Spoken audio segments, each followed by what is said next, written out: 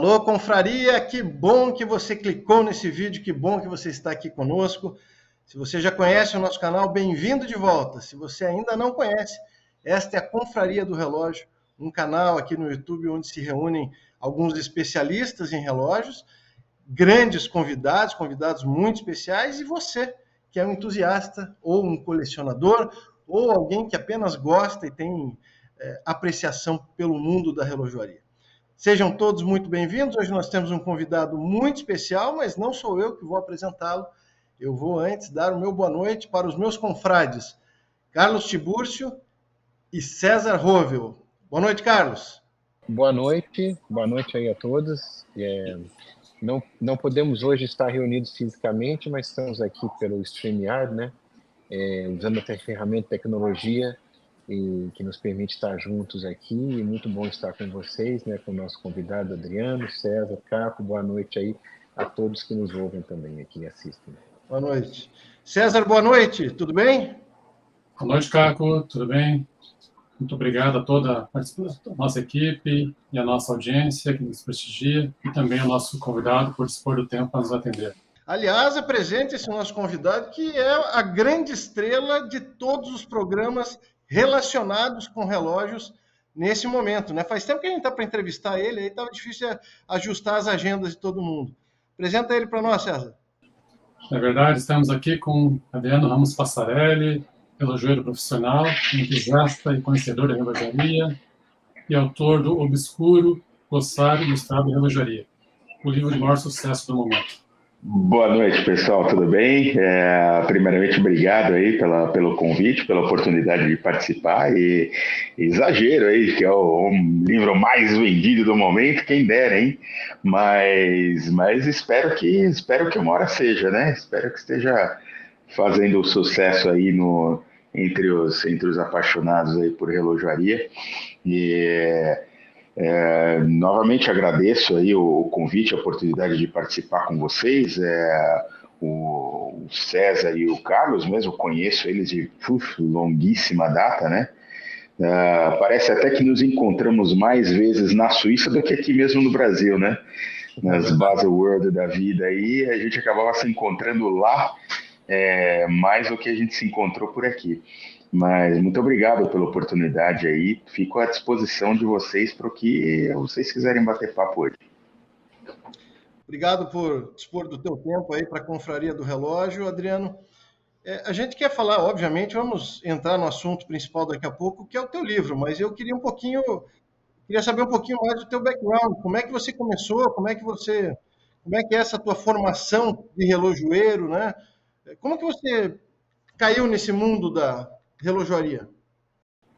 Pois é, isso na verdade é uma história poderia dizer aí de uns 20, eu acredito que deve estar fazendo por volta de 23 anos hoje, porque foi por volta do ano 2000, ou talvez um pouquinho antes, que me despertou a curiosidade, né, de eu estudar e saber o que é um relógio, especificamente um relógio mecânico. Eu desde novo sempre gostei de relógios, mas nunca tive, para mim era só mais um acessório, né? Até que eu estava na faculdade ainda e a minha mãe me mostrou o relógio que foi do meu avô, que era um Seiko, até já mostrei foto dele em algumas oportunidades, e eu lembro que a minha mãe me mostrou esse relógio e falou: esse aqui era o relógio do seu avô, mas ele tá parado, né? Eu olhei e falei: talvez a gente precisa trocar a bateria dele. E a minha mãe disse: não, mas esse relógio é um relógio automático, não se troca a bateria dele.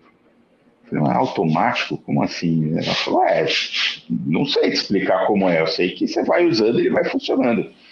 E, poderia dizer que essa foi a picada do mosquito, né? Do vírus, que eu falei: puxa, mas que história é essa? Eu preciso entender que negócio é esse. Muito embora eu me lembrasse que meu pai me falava, né?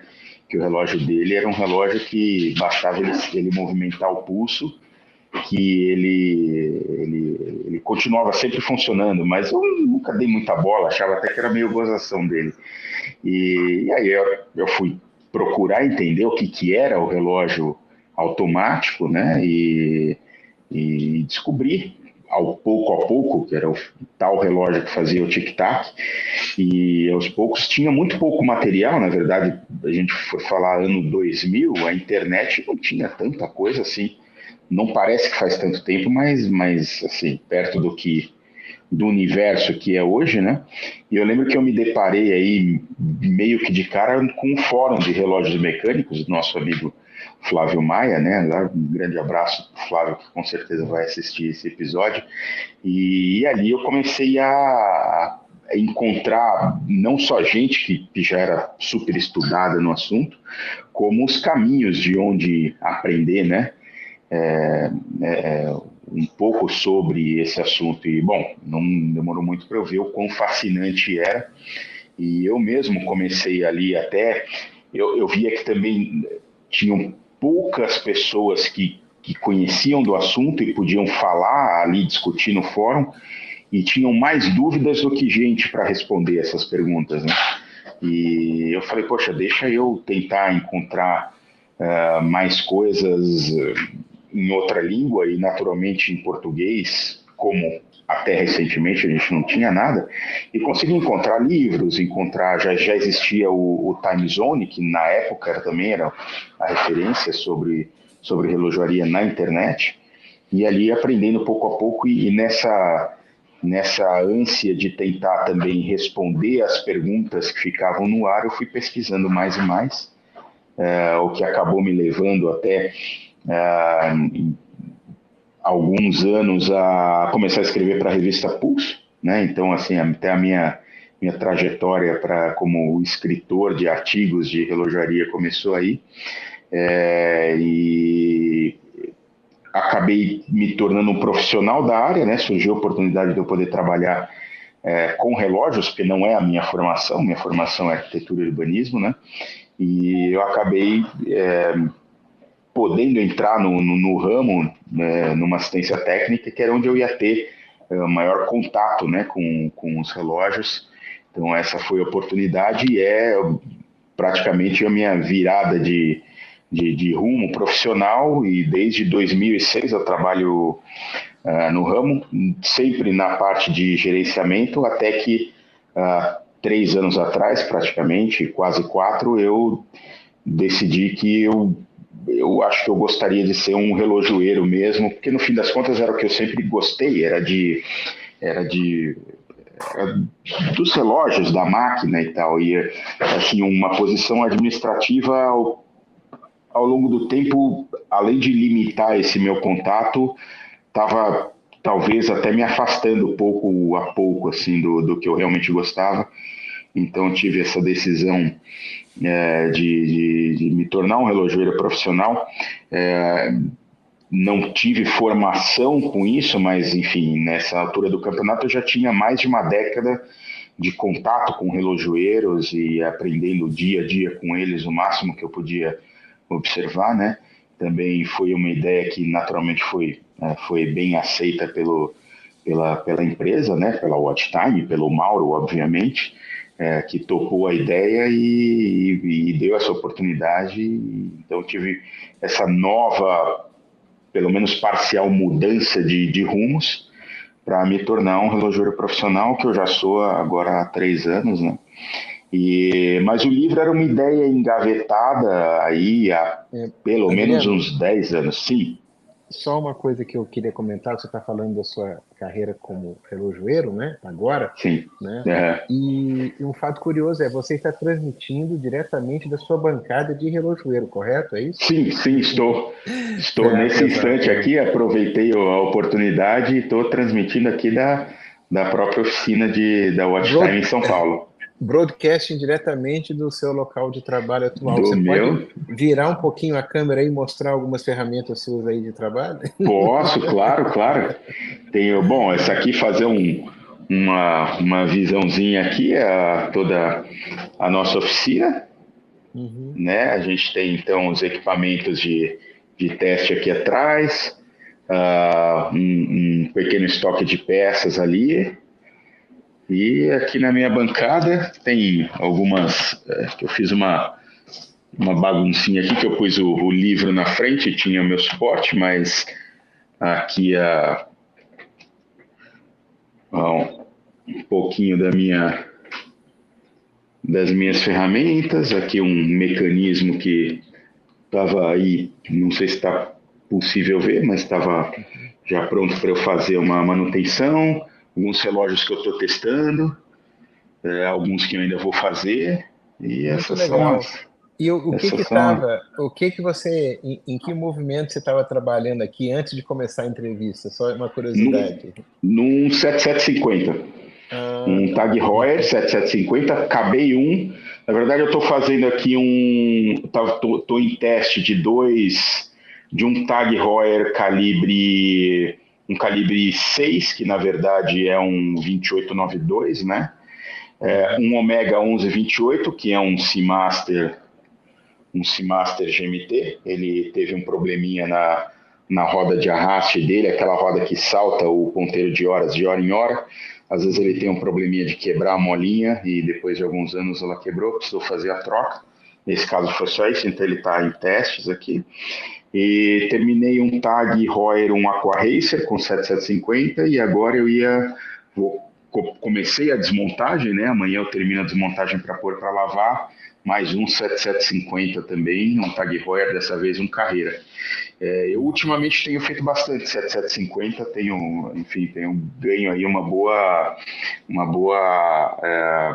proficiência nesses mecanismos da ETA, né? A maioria dos mecanismos que eu mais trabalho aqui no meu dia a dia hoje são os mecânicos da ETA, né? E Celita também, né? Que basicamente é o que vem aos poucos substituindo em quase todas as marcas, né? E 750 crono também, né? Sim, é um cronógrafo automático, uma máquina que eu tenho um grande apreço por ela, por toda a história dela. Na verdade, no meu Instagram até também, já contei. Né? A robustez robusto, é incrível, né? É muito robusta, muito precisa, muito boa de se trabalhar, pouquíssimos defeitos crônicos. É uma máquina fantástica. E eu entendo que ela seja, muitas vezes, colecionadores aí talvez torçam um pouco o nariz por ser uma máquina relativamente ordinária, no sentido de uma máquina popular, produzida em massa, mas em termos de qualidade ela é difícil de bater, viu? Muito bom, eu agradeço que assim a gente contextualizou um pouco onde você está, né? O que você está fazendo, da onde você está transmitindo, né, para a nossa audiência, né? E quando eu interrompi você estava começando a falar do livro, então pode voltar. Obrigado aí por essa digressão e voltar. Imagina. E na verdade essa ideia, né, eu falei, poxa, eu podia, há muitos anos atrás, eu acho, eu não me lembro exatamente, mas talvez foi por volta de 2010, que eu falei, puxa, talvez eu pudesse fazer um condensado dos artigos que eu já escrevi, ou condensado de coisas que eu escrevi no fórum, porque no fundo, as coisas que eu escrevi no fórum ficam ali espalhadas, né? E elas aconteciam mediante a pergunta dos outros participantes, mas que tinha um conteúdo muito bom, que está lá até hoje, mas você tem que pesquisar. Mas eu me lembro de ter escrito algumas respostas assim, que o pessoal brincava, né? Falava, o Adriano escreveu um artigo inteiro, uma simples resposta. E, na verdade, era assim, para mim sempre serviu como um exercício.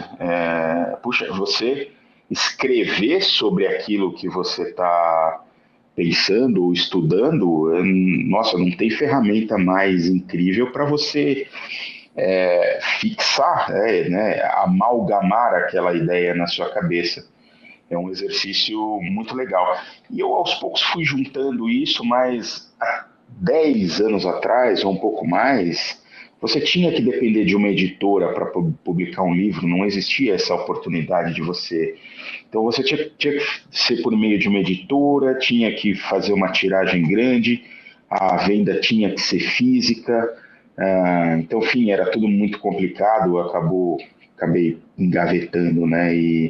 E ao longo dos anos eu até me ocorreu em, de repente, transformar isso em vídeos, né? Que foi o que eu acabei fazendo em uma escala menor, mas com... Né, primeiro eu comecei a participar junto com o pessoal do canal 10 e 10 no YouTube.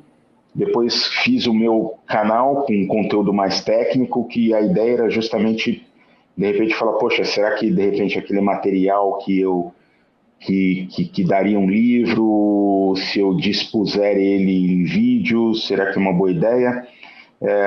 Foi bastante legal, mas o YouTube, vocês bem sabem que ele tem lá as suas dificuldades de como o material é apresentado ao público, né? Ele não é...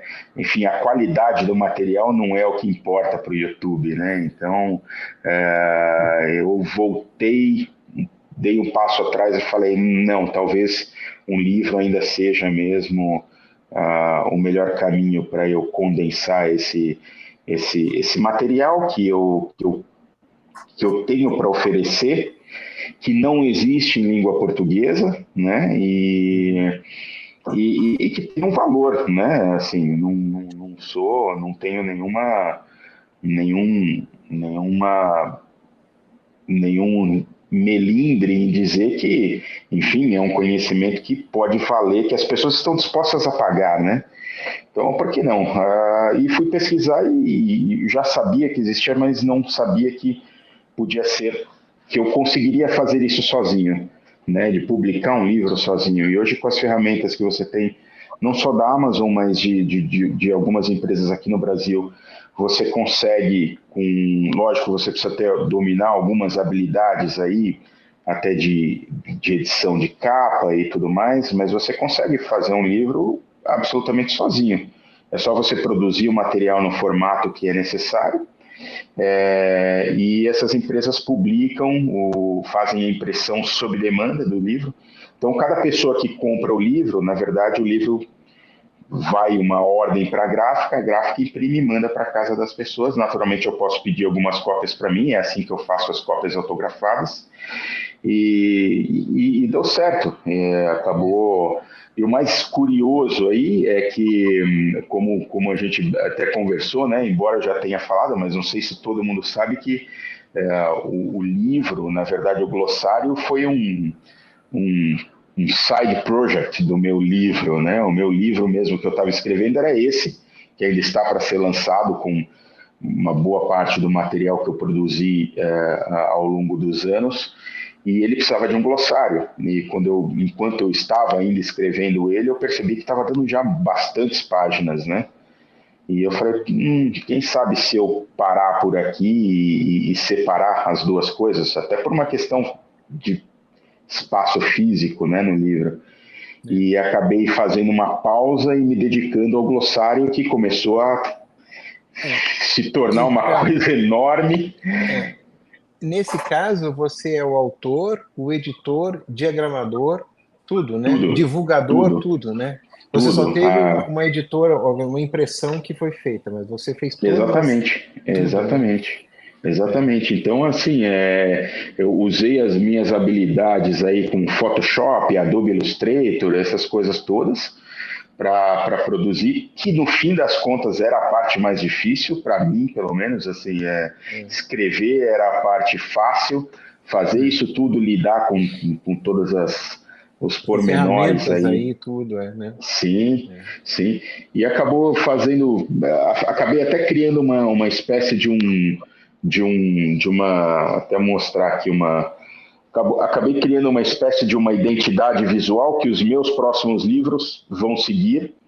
Então, o meu livro também deve seguir a mesma identidade aqui, só que com cores diferentes, mas esse mesmo fundo aqui, que foi uma coisa, não foi muito planejada. Eu falei, deixa eu pegar uma imagem de um mecanismo, mas que seja bonito também, não adianta pegar Isso aqui é um antigo desenho de manuais técnicos de Alemanha, né? Tal como o 861. Então, eram desenhos feitos à mão, né? Ele um pouquinho com um contraste baixo aqui, para não chamar mais a atenção do que todo o resto. Nessa tonalidade um pouco bege aqui, então ele vira e continua a outra metade aqui. E meu próximo livro, que espero aí, já estou em fase de conclusão dele, vai seguir esse mesmo padrão, quem sabe eu mantenha nos outros também. Tenho várias ideias aí ainda, mas ainda só o esqueleto delas, né?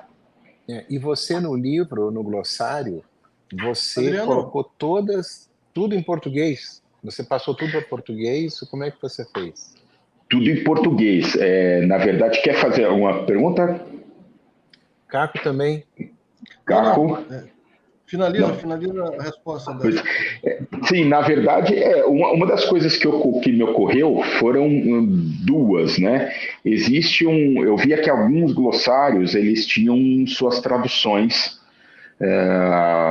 para, pelo menos, inglês e francês, e nesse processo eu também percebi que muito do jargão que a gente utiliza, tanto profissionalmente, nós relojoeiros, como os entusiastas e tal, boa parte desses termos não são em português. Então, na relojoaria mesmo, os termos técnicos existem muitos derivados do francês, com diferenças importantes de como esses mesmos termos são tratados no inglês.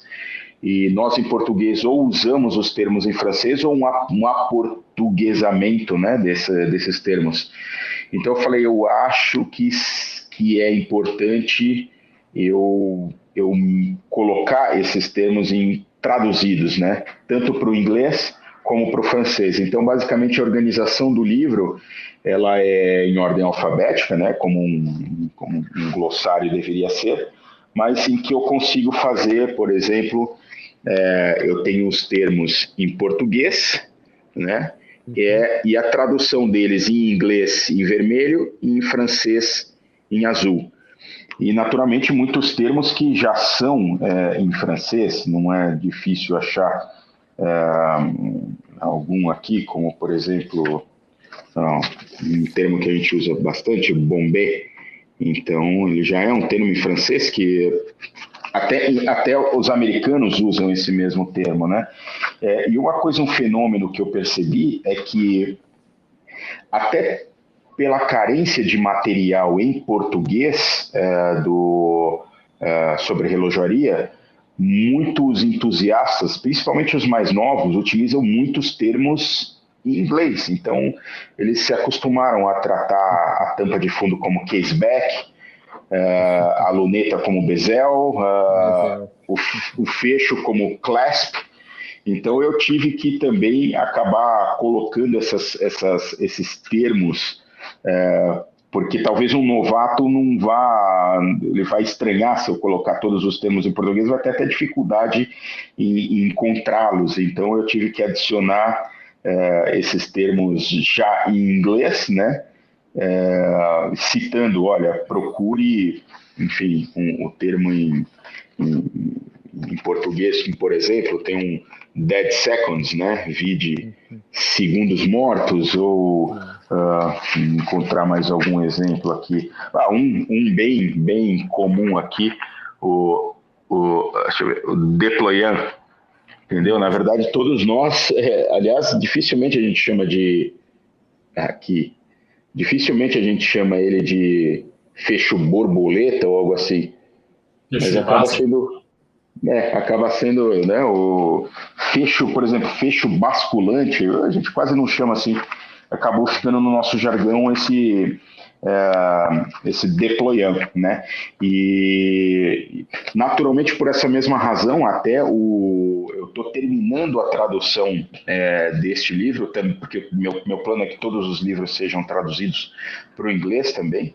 Assim, eu posso disponibilizar eles para o mundo inteiro, porque eu acho que é um material que também não tem em outras línguas. Eu tenho vários glossários e acredito que nenhum deles... Existem alguns com muito mais verbetes que esse, mas de maneira muito simplificada. Então, eu acho que eu encontrei um meio termo aqui entre a quantidade de material disponível, sem ser muito raso, né? E naturalmente sem ser profundo demais, senão ele ficaria num volume muito grande. Por essa mesma razão, a tradução de inglês até tem provavelmente menos verbetes, no final das contas, porque eu não preciso explicar tantos termos entre 3 línguas diferentes, né? Então, mas uma parte interessante é essa. Acho que todos os termos aí que estão hoje na ponta da língua aí do bate-papo entre colecionadores e entusiastas, muito provavelmente estão resolvidos aqui no glossário. Essa foi a ideia, pelo menos. Adriano, uma dúvida. Você teve em algum momento que criar ou cunhar algum termo em português para facilitar o entendimento dos leitores? Olha, eu acho que não, que eu me lembre não, mas eu tive que colocar alguns termos que eu tive que tomar algumas decisões. Porque mesmo havendo o termo em português, pelo menos no Brasil, até um comentário que eu faço no prefácio do livro, de que, como eu imaginei que também o livro fosse, né, assim, outros leitores de língua portuguesa, especificamente de Portugal, também se interessariam pelo livro, eu tive que explicar que eles são baseados, de certa maneira, no jargão utilizado aqui no Brasil, que, de certa maneira, é relativamente diferente do utilizado em Portugal, que, em geral, usa-se menos anglicismos, esse tipo de coisa. Então, normalmente, um exemplo bobo, mas, por exemplo, um mostrador, acho que ninguém em Portugal chama o mostrador de mostrador, eles chamam de quadrante. Essa é só uma das coisas que eu lembrei. Então, eu tive que ter essa liberdade de decidir até que ponto eu vou usar o termo em português, ou manter ele em português, pelo menos o falado aqui no Brasil, e quais termos eu tenho. Por exemplo, o deployant. O deployant é um exemplo. Existe tradução para isso, mas que ninguém nunca vai usar. Então, eu tive que fazer essas escolhas baseado na minha experiência, o meu contato com entusiastas, com colecionadores, do que é o mais popular nesse meio, né? Então, tive que fazer algumas decisões da minha cabeça, de alguma maneira, né? Mas cunhar termos, acho que não. Acho que não houve necessidade. Não que eu me lembre, posso estar enganado, mas não me lembro de ser necessário cunhar nenhum. Mas seria interessante se eu tivesse inventado alguma coisa, quem sabe, né? Aí daqui a pouco as enciclopédias vão estar lá o seu nome, né? Que a palavra primeiro surgiu no glossário e tudo mais, Adriano e tudo, né? Mas eu acho bem interessante porque essa questão de você ter a nomenclatura inglesa, nomenclatura francesa, né? No caso de Portugal também, e mais o espanhol, fica confuso realmente para a gente.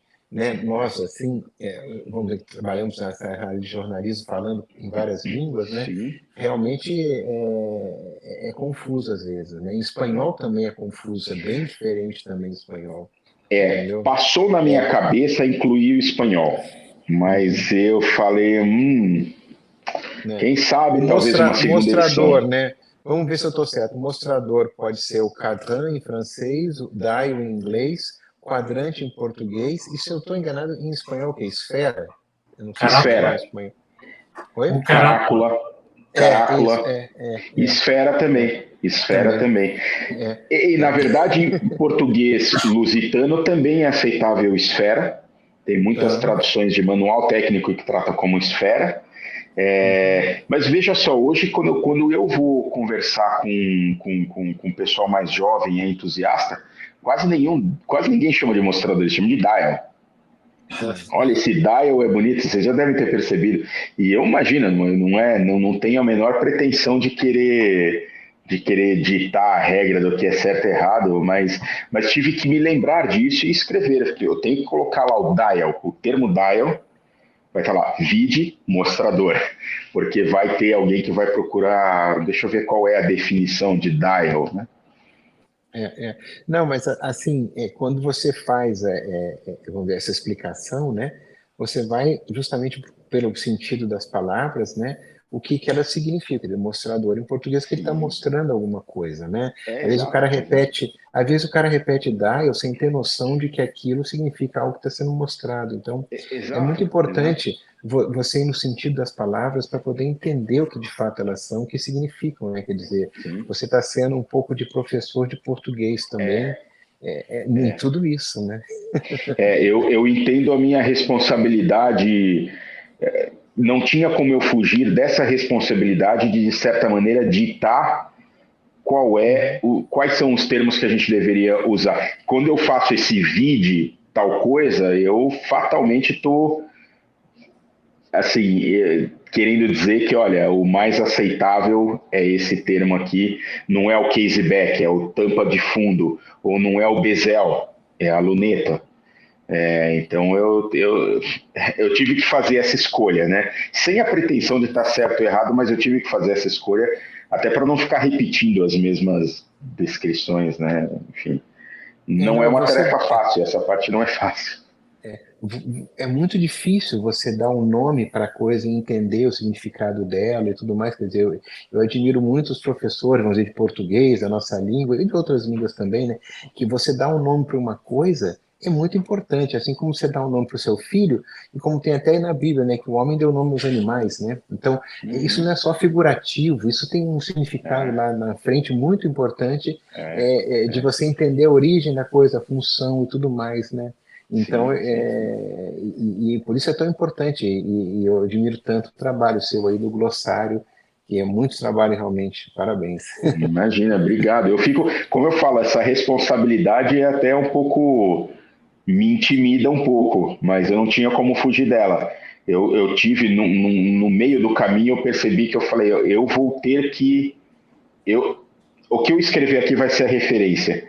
Então eu tive que tomar os cuidados de falar, de usar os termos mais aceitáveis, mais corretos, mas tive que decidir por isso mesmo. Então é uma responsabilidade grande que eu não tive como fugir. É um pouco intimidador essa responsabilidade, mas afinal de contas é uma referência. Esse material é uma referência que sabe-se lá por quanto tempo ela vai ser a referência de relojoaria na nossa língua, né? Então... Não, e que você falou, qualquer pessoa que queira aprender relojoaria profissionalmente ou como entusiasta, tem que ler o seu glossário, quer dizer, a pessoa tem que estar na bancada com o seu glossário do lado, entendeu? Porque, inclusive, é um problema de formação de profissionais que existe hoje em dia, né? Tem poucos profissionais sendo formados, né? E além da parte prática, inexistente praticamente uma boa bibliografia para poder dar suporte a isso, né? Então você já está cumprindo a sua parte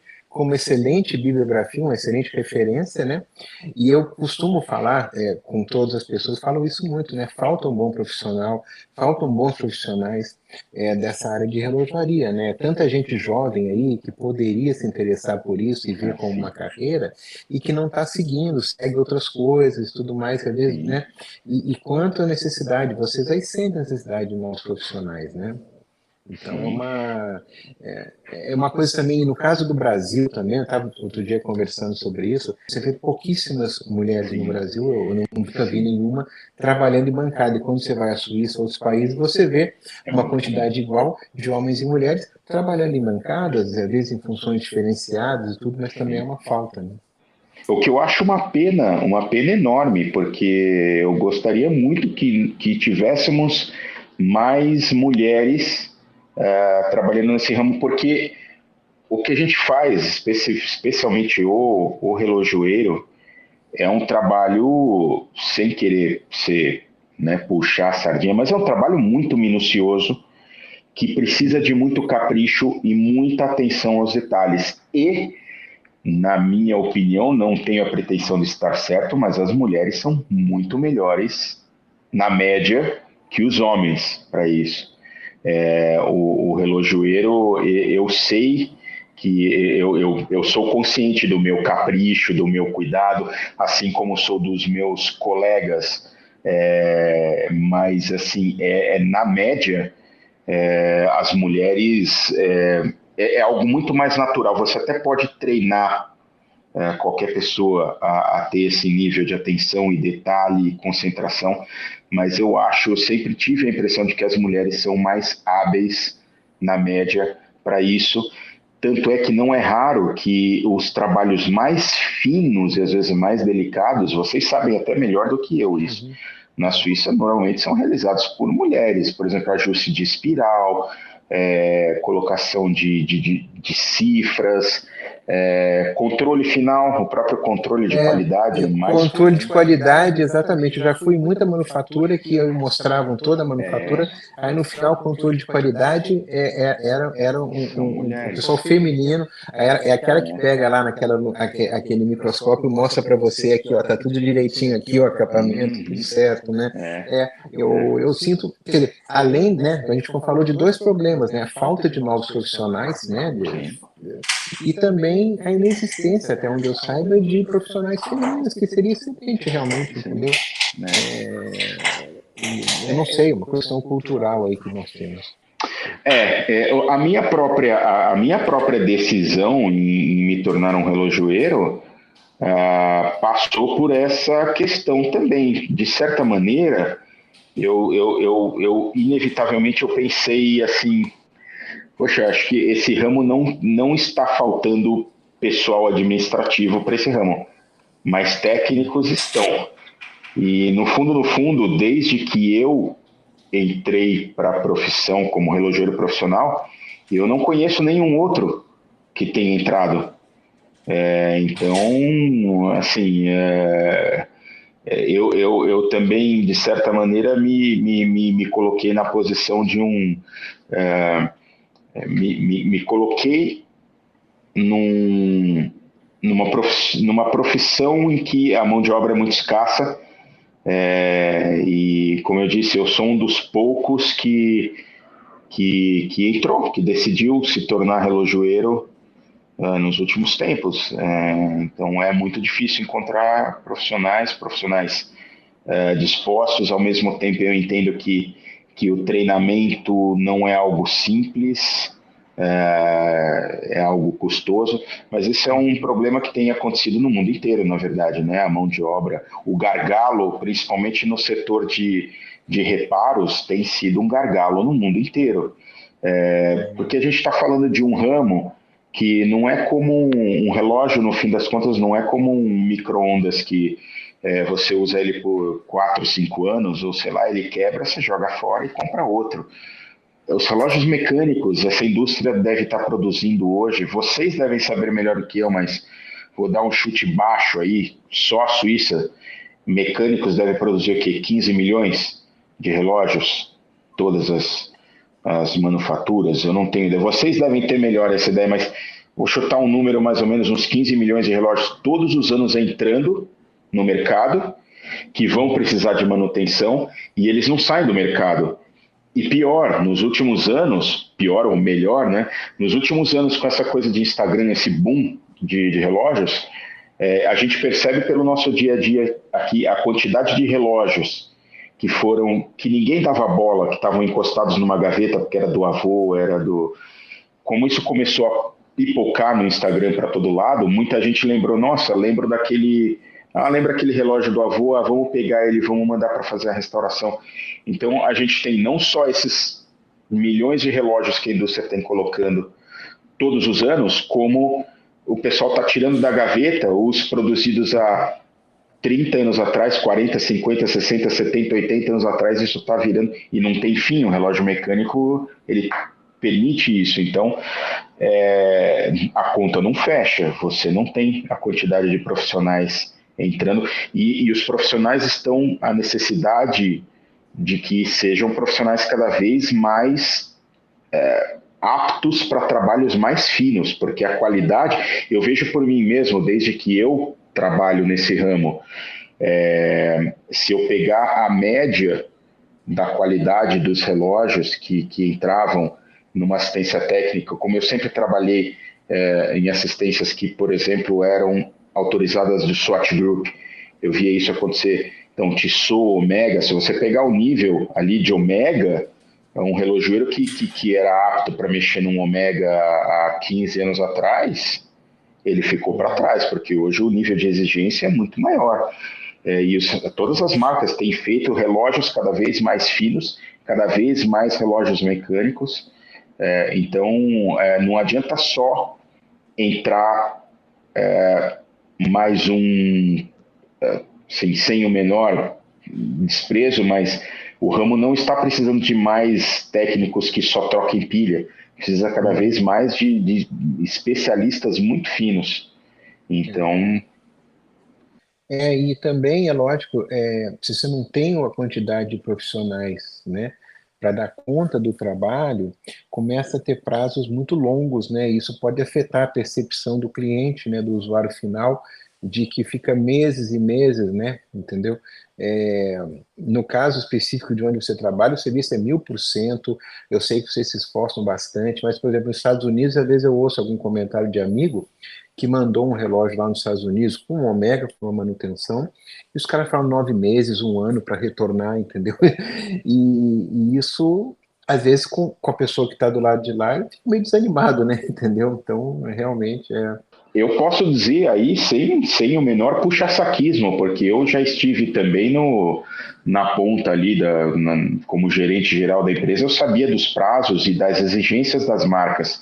E eu sei que os nossos prazos de conserto são bem menores do que de muitos mercados mundo afora. A Ásia, parece que a Ásia, dependendo da marca, é um terror. Hong Kong e tal, porque imagina a quantidade de relógios de luxo circulando ali. Então não é só relógios de manutenção simples, é alta relojaria, ao ponto que muitas marcas investiram. Na verdade, nem tem como você, por mais que se tente, mas muitos técnicos super especializados saem da Suíça e vão trabalhar nesses mercados para poder atender essa fatia de alta relojaria, e mesmo assim nós estamos falando de volumes enormes de relógio para 1, 2, 3 técnicos por marca especializado nisso. Complicado. Porque ao mesmo tempo, porque também uma outra característica atual das pessoas é um pouco de ansiedade para poder ter de volta logo, né? Seja o carro que foi para o reparo, ou o relógio que foi para manutenção, né? Existe essa coisa dessa ansiedade da pessoa, nossa, caramba, vai coçar a cabeça, como eu já ouvi lá nos Estados Unidos, prazos de 9 meses a 1 ano e tudo, a pessoa desanima, né? Mas eu sei que vocês são heróis na Watch Time, esforçando para... A gente fala muito, todos os meus colegas aqui, a gente... E assim, é uma questão conflitante, porque afinal de contas é um mercado de luxo e, assim, um atendimento rápido é sinônimo de um bom atendimento. E isso conflita com o mercado de luxo. E o que a gente faz é tão delicado, às vezes eu costumo dizer, óbvio que a gente faz tudo da maneira mais eficiente possível, mas às vezes eu costumo até brincar, eu falo, olha, tem coisas que a gente faz aqui que só tem 2 maneiras, fazer rápido ou fazer bem feito. Tem que ser feito numa velocidade, com critério, porque os riscos, até os riscos do que a gente faz de fazer algo, a gente lida com peças que a resistência delas é muito, muito menor do que a nossa força física. Então, assim, uma distração é o suficiente para você moer uma peça caríssima do mecanismo. Então, a concentração, fazer numa cadência, numa velocidade que nem sempre é o desejado por todo mundo, tem que ser respeitado. Assim, é um trabalho minucioso que tem que ser feito não de maneira vagarosa, mas ele tem que ser feito com calma. Né? É imprescindível. Assim como eles são fabricados com calma, então a manutenção tem que ser feita da mesma maneira, invariavelmente. Voltando para o teu livro, eu tenho uma dúvida aqui. Não é só um glossário, não foi apenas um trabalho de pesquisa e escrita, mas é um glossário ilustrado. Eu imagino que achar ilustrações para esses verbetes deve ter sido uma parte complexa do processo, não? Olha, eu acho que teria sido muito mais difícil lá atrás, quando eu tive a ideia a primeira vez. Inclusive, era uma das minhas preocupações. Hoje, com a internet, tem duas coisas. Ao longo dos anos, eu pude acumular uma quantidade de material grande de press kits das marcas, né? Que eu tinha acesso a eles. Então, isso pode ser... Eu pude usar eles sem nenhuma restrição dentro do âmbito do fair use. Então, e uma boa parte, tem muitas fotos que eu mesmo tirei, então eu nem tinha fotos de museu em La Chaux-de-Fonds, por exemplo, que eu fui ao longo dos anos, toda vez que eu tinha oportunidade de ir lá, tirava muitas fotos, nunca imaginei que ia poder usar isso num livro, então elas acabaram sendo usadas para ilustrar o livro, mas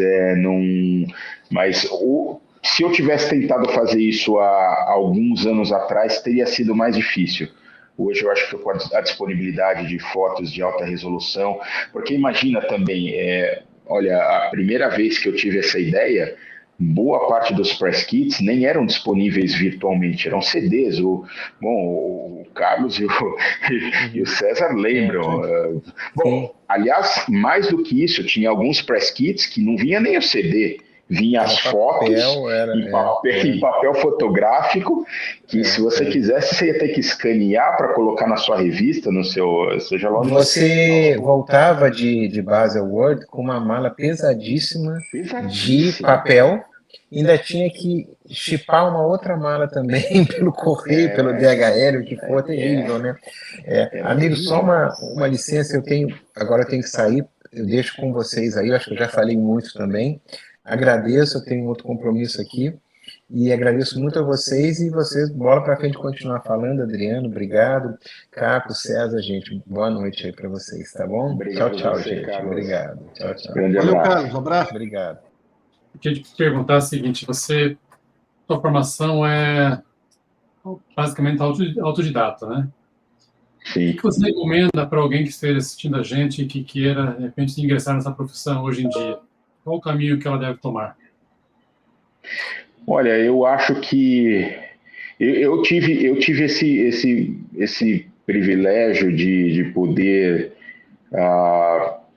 do mercado estar disposto a contratar alguém que não era do ramo, né, mas que fosse um entusiasta e estivesse com vontade de trabalhar com relógios. Eu, sem a menor pretensão de ser aqui um coach ou algo do gênero, mas eu também percebi o que me levou o que abriu portas para mim foi simplesmente a vontade de estar no meio dos relógios e de contribuir com entusiasmo, ou seja, transformar aquilo que era um hobby em profissão.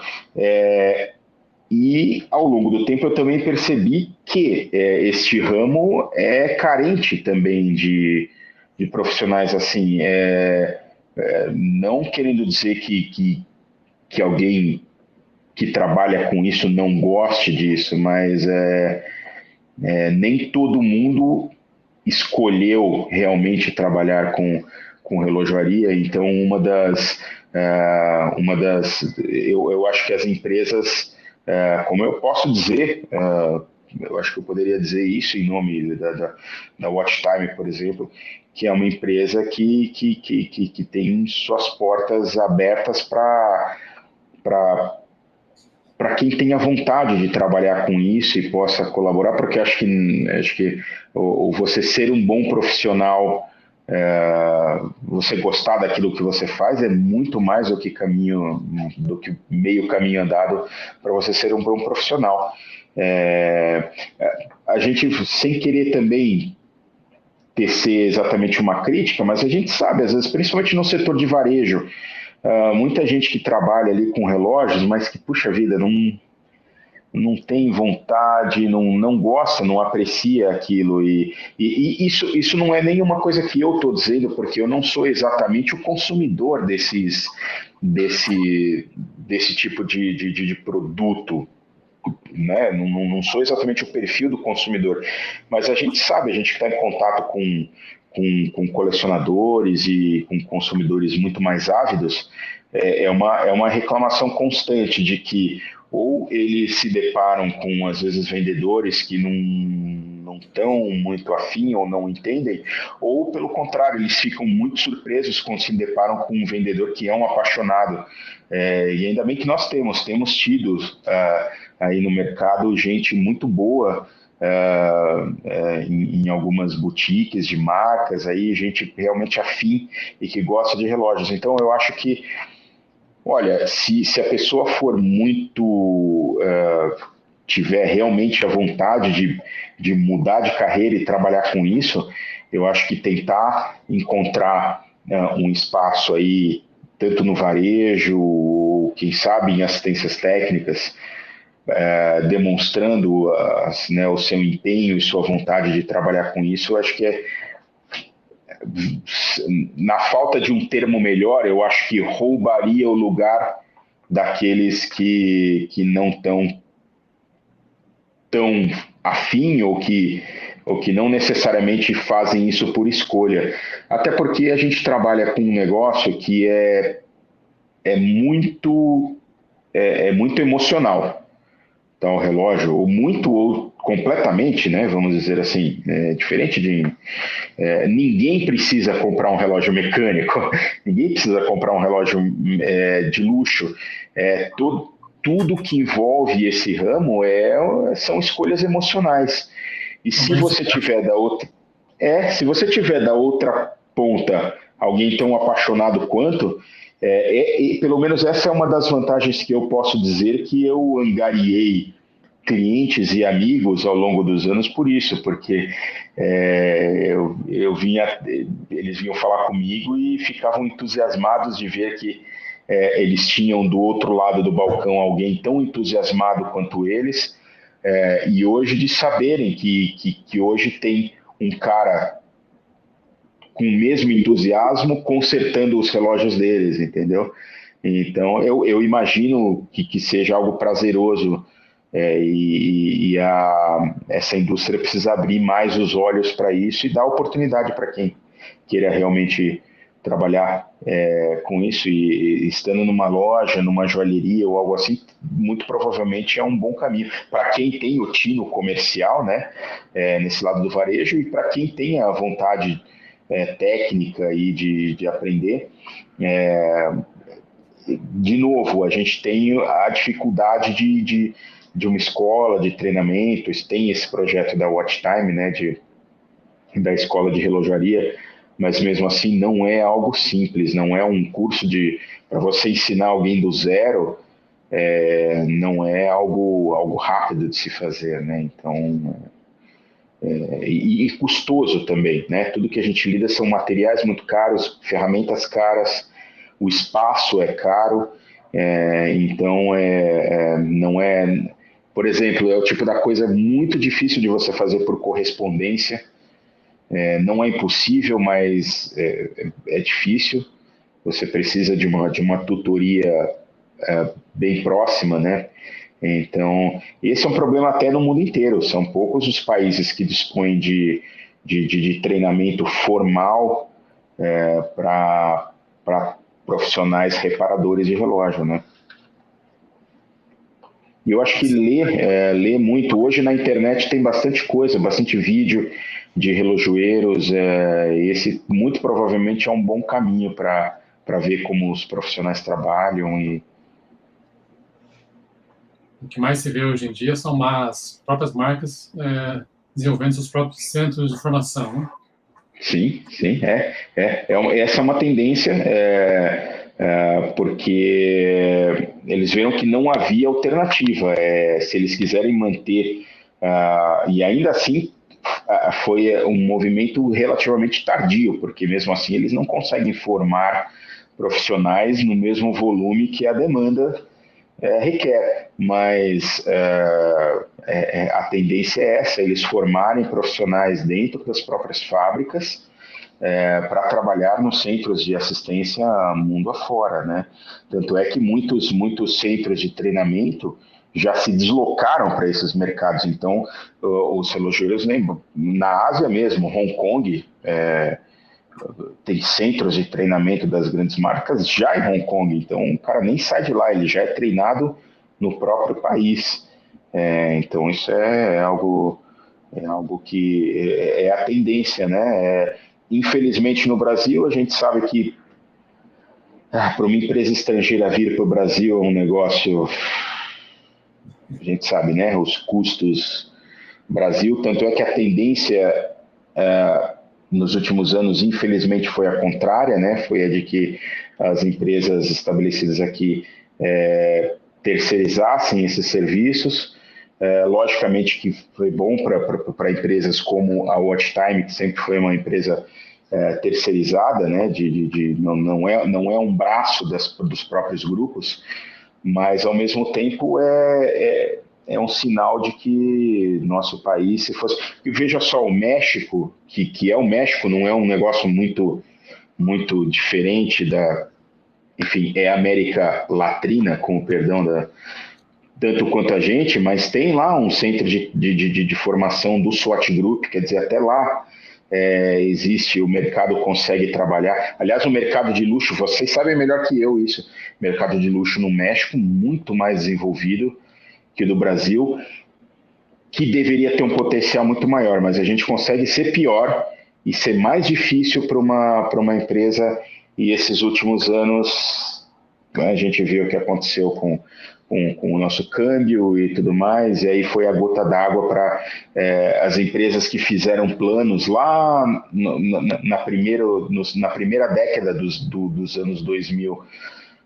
planejando vir para o Brasil, porque falou, nossa, é o país da Copa, é o país das Olimpíadas, tiveram que, enfim, encerrar, voltar e voltar pelo menos na maneira como era antes, né? Então é bem complicado, mas ainda torço, quem sabe um dia grandes grupos voltem para o Brasil e ter um centro de formação aqui que poderia servir não só ao Brasil, mas uma boa parte da América Latina, porque realmente, tirando o México, não conheço outros, então, que tenham centros de formação próprios. Pode ser que tenha, mas eu acho que não. Então, poderia ser uma referência, mas aí não está mais nas nossas mãos, né? A gente sabe que está na mão de quem manda lá de cima, então. Mas quem sabe? Me diz uma coisa, Adriano, você entende muito da marca Seiko, né? Em boa parte foi pela curiosidade que despertou daquele relógio do meu avô, né? E o meu pai, a vida inteira também, eu sempre vi ele usando um relógio automático Seiko. Você abriu aquele relógio? Na verdade, naquela pesquisa. Oi, tenho. Eu tenho até, vou até postar. Você chegou a abrir aquele relógio no teu primeiro contato com ele? Abri. Foi uma das primeiras coisas que eu fiz, né? A primeira coisa foi abrir para ver que cara ele tinha, né? E depois, ao longo dos anos, tive a oportunidade de revisar ele. E naturalmente a minha pesquisa acabou se concentrando muito no Seiko. Então eu estou ando um pouco desatualizado, né, com a marca, mas durante muitos anos fui meio sem querer uma referência aí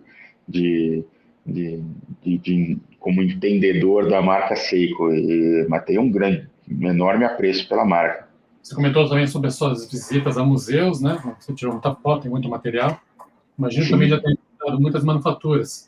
Quais foram as principais manufaturas que você já visitou, as que mais te impressionaram? Como foi a tua experiência na visita a manufaturas? Na verdade, assim, por incrível que pareça, eu já visitei algumas marcas, mas a parte de fabricação eu nunca estive em nenhuma. Então, na parte onde é feita a montagem e tal, por incrível que pareça, mesmo você sendo da área técnica, assim, o acesso é bastante restrito, e de certa maneira até, às vezes, grupos de colecionadores super VIP têm mais acesso a isso do que a gente. Mas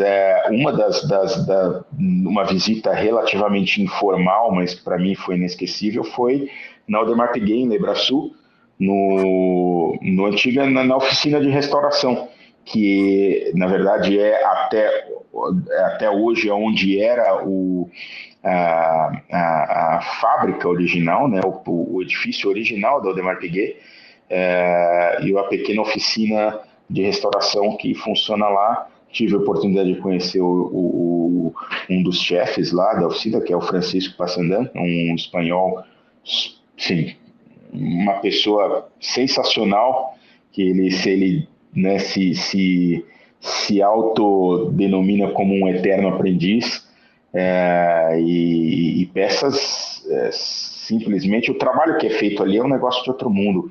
Então, caixinhas de peças que hoje a gente, como essas que eu tenho, essas aqui atrás de mim, ó, são caixas de pecinhas de mecanismo, mas eles tinham lá caixinhas assim de 1800 e alguma coisa, com tudo anotado lá, caneta, quantas peças alguém retirou ao longo dos séculos, praticamente. Então, foi bastante impressionante e lidando com peças ali que não tem manual, não tem nada. Não tem. Eu posso dizer que o que eu faço hoje aqui é uma molezinha com manual técnico, te dizer exatamente onde colocar cada peça e como lubrificar, porque aquilo sim é um trabalho assim é o trabalho dos sonhos, né? Trabalhar aquele tipo de restauração. Foi uma das memórias mais gratificantes assim que eu tive nesses anos todos. De todas as marcas assim que você já teve contato, que você já conheceu, pegando na mão, qual é a marca predileta tua? É a Seiko por uma questão emocional, né, uma memória afetiva, ou tem outra? Putz, a preferida, difícil dizer. Escolher uma só, muito difícil, mas lógico, por uma questão emocional aí, tenho essas memórias do Seiko. Foi meus primeiros contatos, né, com relojaria mecânica, foram pesquisando sobre Seiko, e além dessa, né, da questão afetiva aí dos relógios do meu pai e do meu avô, mas ao longo dos anos também eu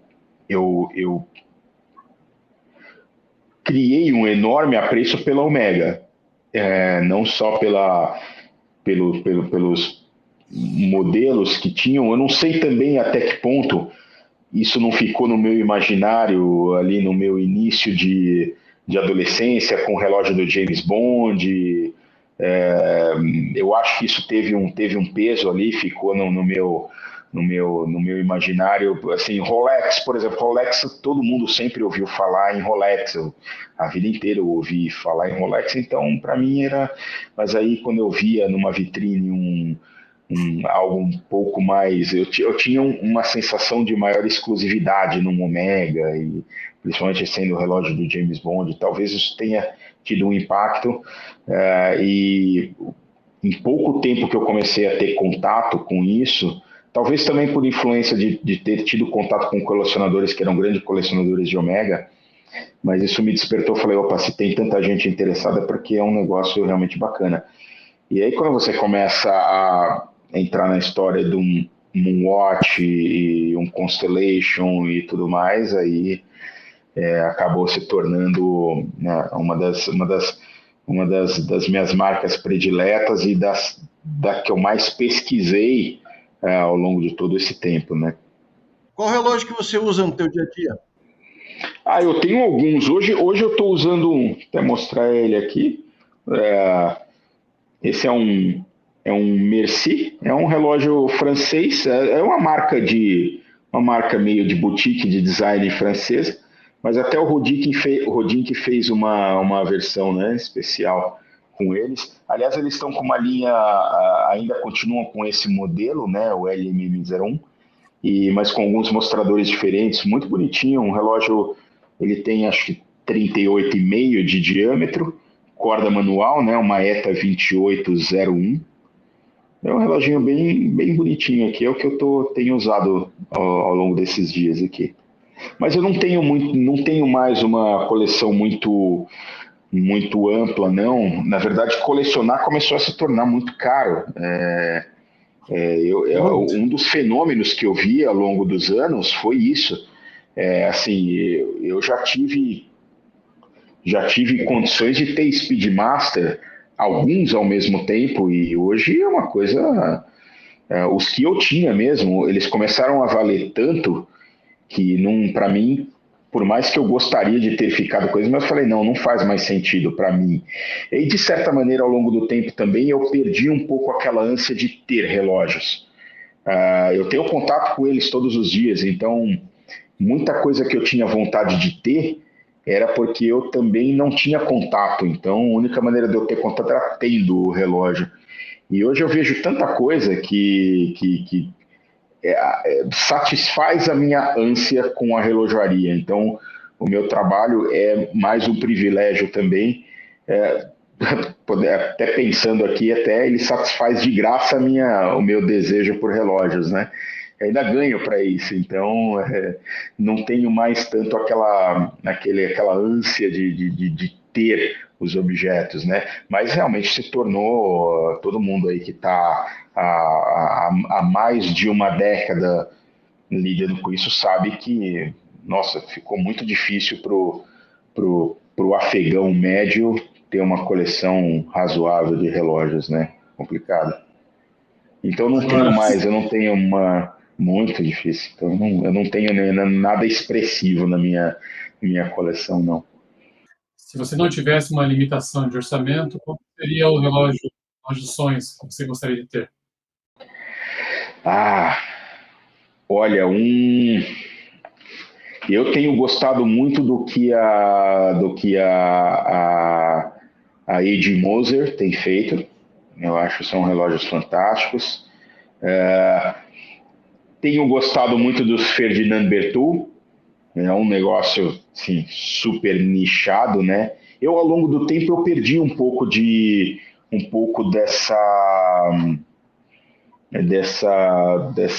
ânsia também por coisas mais... Mesmo o Patek Philippe, assim, eu sei que é um negócio incrível, mas quando eu coloco perto de relojoeiros independentes ou de marcas menores, realmente é outro nível. Então, Ferdinand Bertholdt tem feito coisas incríveis.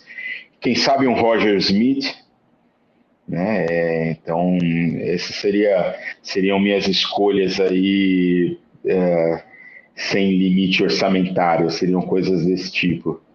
E se fosse para você pegar num relógio para abrir, fazer um serviço, ou então só por curiosidade técnica mesmo, qual o relógio que você gostaria de ter nas suas mãos para fazer isso que você ainda não teve?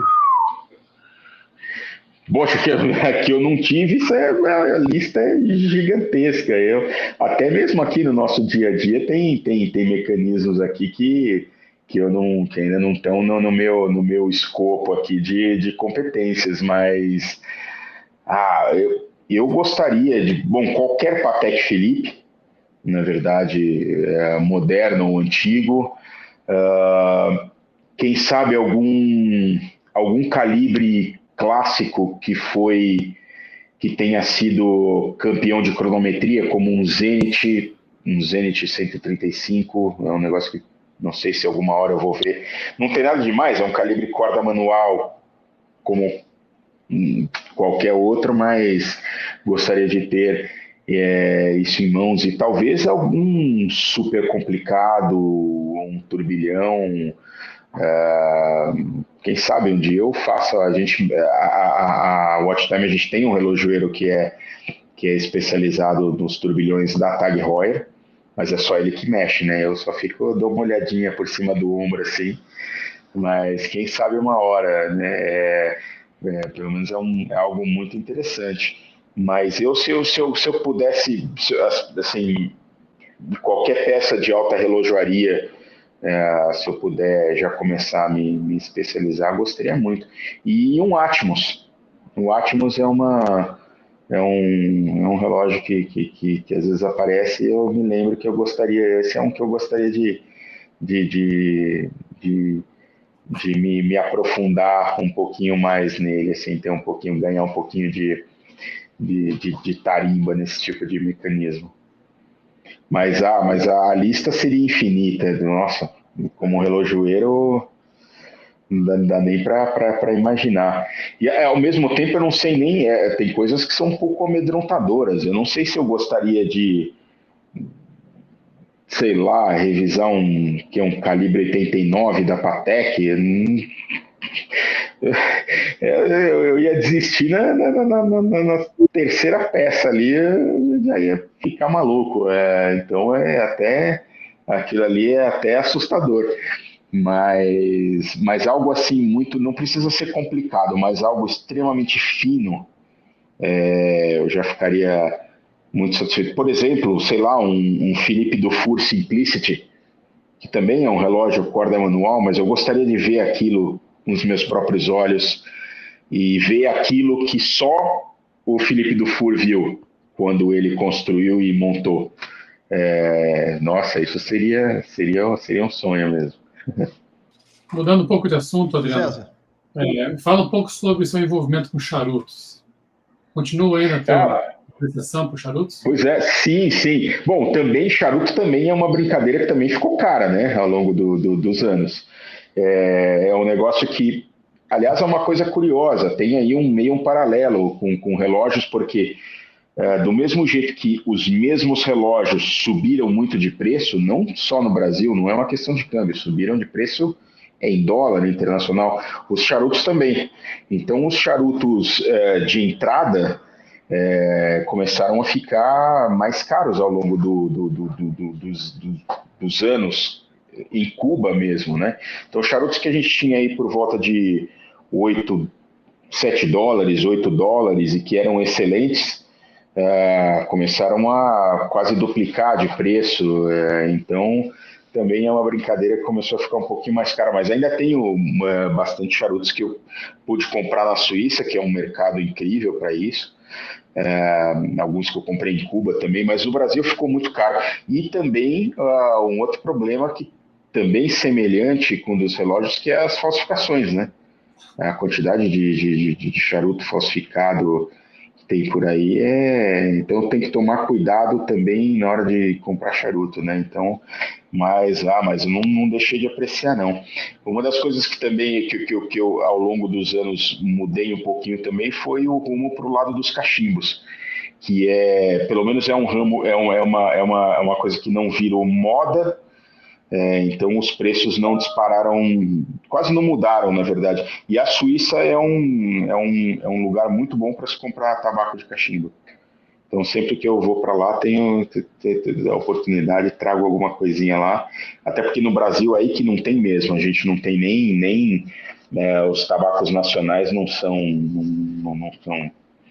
diferente dos charutos, que na minha opinião, os charutos nacionais tem vários muito gostosos, eles satisfazem a vontade de fumar um bom charuto, mas os tabacos nacionais de cachimbo já não. Então, mas não houve esse disparo de preços assim.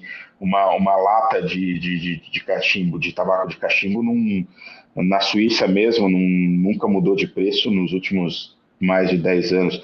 Subiram um pouquinho, alguns tabacos europeus subiram um pouquinho de preço lá, e eu sei que é por questão de tributação na Europa inteira, mas não na essência mesmo, não mudou como os charutos, mas continuo gostando muito de ambos.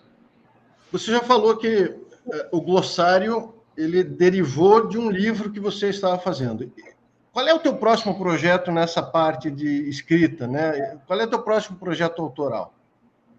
Então, é o livro que já está aí bem nos finalmente dele, porque na verdade eu interrompi não, né? Mas eu decidi pausar para continuar com o glossário aí, eu devia estar em torno de uns 80% do livro concluído, né? Então, esse sim é um livro, o título dele é Relojoaria para Apressados, então seguindo aquela linha, né, na verdade a inspiração é no livro do Neil deGrasse Tyson, né, legal, que chama Astrofísica para Apressados, que é um condensado tudo aquilo que eu acho que um entusiasta ou colecionador hoje precisa saber para para poder se considerar aí um iniciado nesse ramo. Então, eu trato da própria questão do tempo, né? Quais são as concepções humanas sobre o tempo, as divisões de tempo, então até questões astronômicas e tal, qual a origem do porquê que a gente divide o tempo da maneira como a gente divide, e entro na parte um pouco mais técnica, explicando, né, quais as partes constituintes de um relógio, como funciona o relógio mecânico e com um pouco mais de detalhes sobre o escapamento, os diferentes tipos de escapamentos que existem. Explico sobre o relógio a quartzo também, de uma maneira bastante técnica, mas não necessariamente complicada, né? Pelo menos os meus artigos costumavam ser elogiados por eu conseguir trazer em termos palatáveis temas um pouco mais complicados, né? Pelo menos eu tento fazer isso e, na verdade, eu sempre procuro lembrar da minha dificuldade quando eu estive aprendendo sobre aquele assunto, as analogias que eu criei na minha cabeça para compreender determinadas questões e conceitos. Eu procuro transportar isso para a minha escrita. E explico outras coisas, como, por exemplo, o que é o escapamento coaxial, como funciona. Falo sobre o escapamento Chronergy da Rolex. Eu acho ele fantástico, muito interessante, tem bem pouco material, ou quase nenhum material, é algo até meio misterioso, até porque a própria Rolex, como a gente sabe, não fala, tem aquele pano preto, né, sobre tudo que se trata da marca, e falo sobre cronógrafo, como funciona o cronógrafo, quais são os tipos de cronógrafo. Na verdade, isso são dúvidas que eu vejo que são recorrentes, sempre foram recorrentes, por exemplo, no fórum de relógios, são recorrentes no Instagram, eram recorrentes nos nossos canais do YouTube. Quais os tipos de cronógrafo, embreagem vertical, embreagem horizontal, o que como funciona e por que são do jeito que são. Roda de colunas, todo mundo fala, eu quero ter um cronógrafo com roda de colunas, mas ninguém sabe por quê, e o que é e como funciona, e qual é o outro tipo que não é a roda de colunas. Explico sobre o COSC, que não é tão simples como todo mundo pensa. Falo sobre o METAS, né, que é a certificação que hoje a Omega utiliza. Falo um pouco sobre as normas ISO, que eu dei uma pincelada, né, no glossário sobre as normas ISO, mas falo com um pouco mais de detalhes nelas. E outras questões sobre manutenção, o que eu acho que as pessoas precisam saber sobre manutenção, qual a importância da manutenção e por que ela é crítica, o que pode acontecer. Isso não é de uma maneira rasa, não. Estudos falam sobre tribologia, que é o estudo de desgaste dos materiais, como os lubrificantes se comportam no mecanismo do relógio, isso para dar embasamento do porquê que uma manutenção criteriosa é importante. Falo sobre o Spring Drive, que também tem todo mundo quer saber, mas bem pouco material, e tudo isso em língua portuguesa.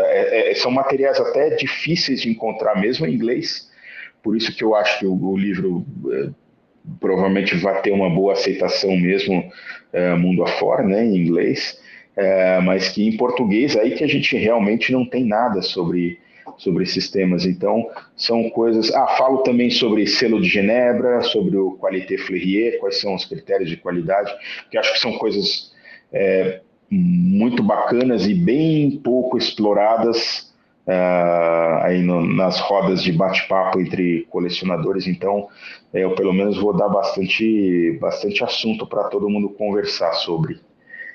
Para quem está nos assistindo agora, falando sobre o glossário, né? Quais são os caminhos para adquirir esse livro? Quais são os canais onde ele está disponível? O livro está disponível na versão e-book e versão física. O e-book você encontra ele na Amazon, né? amazon.com.br.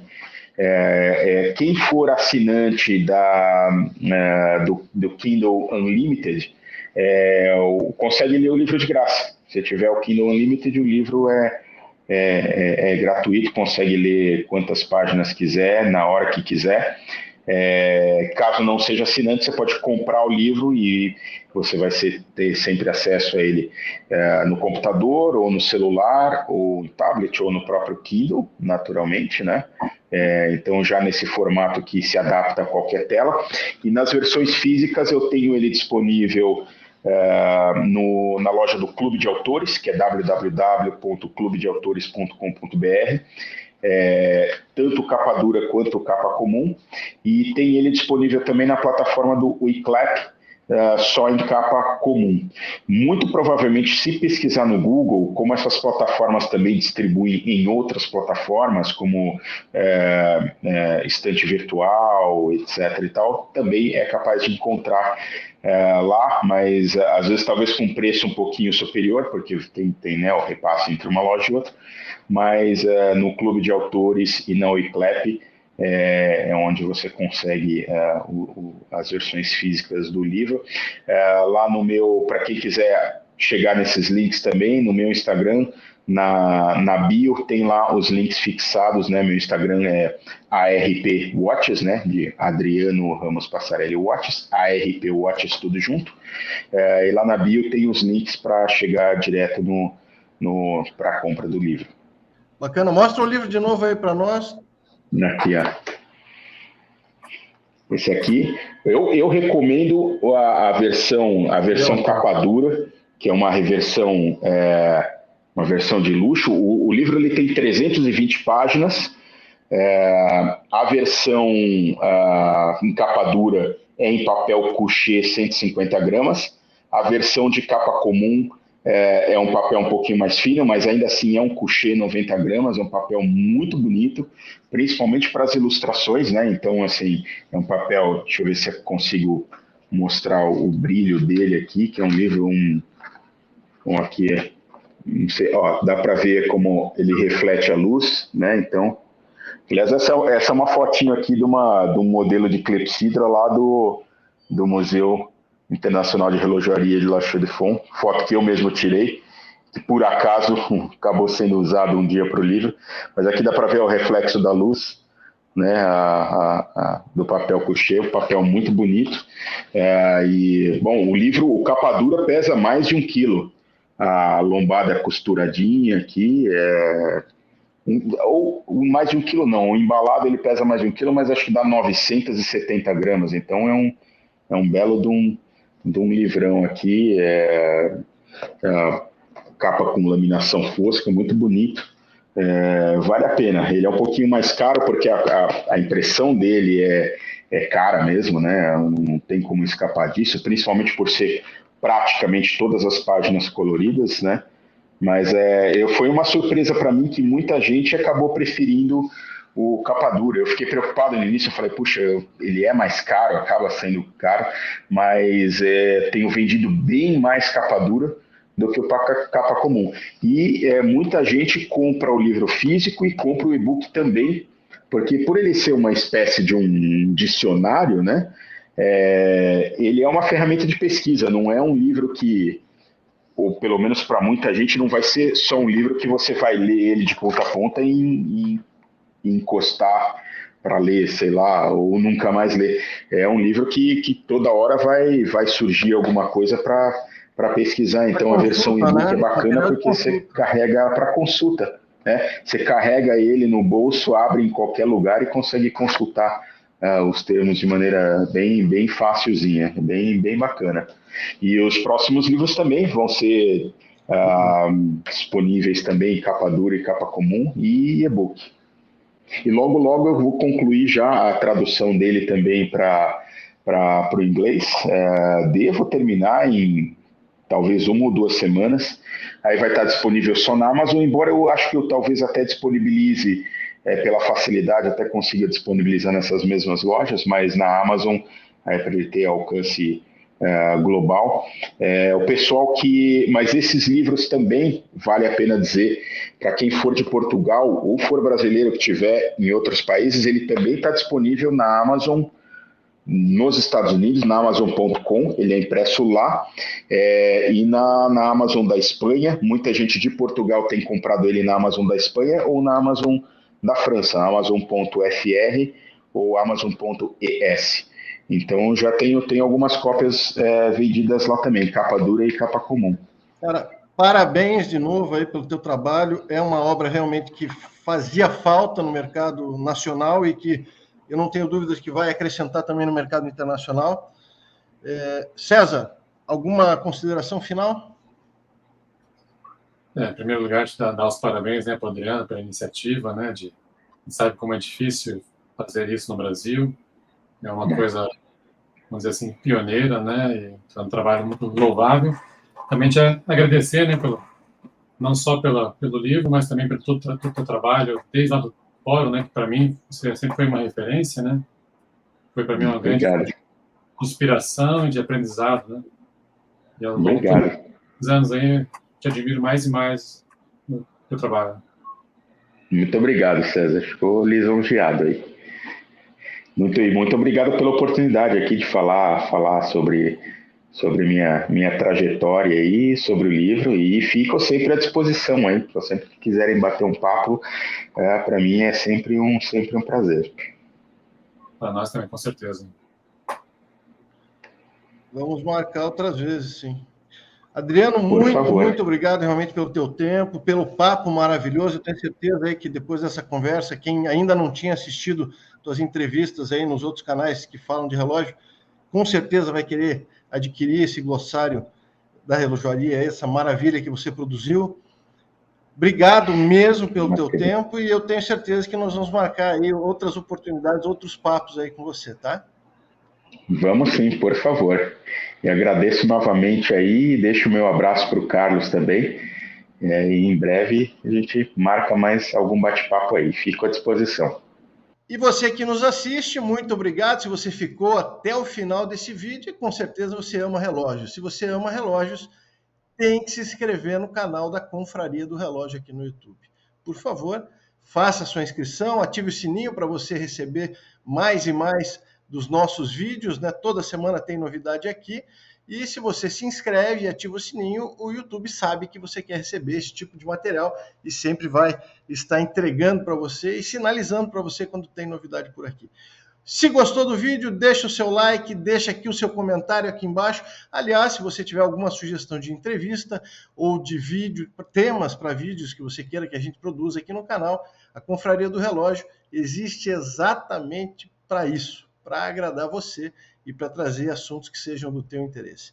Muito obrigado pela sua audiência e a gente se encontra no próximo vídeo. Até lá!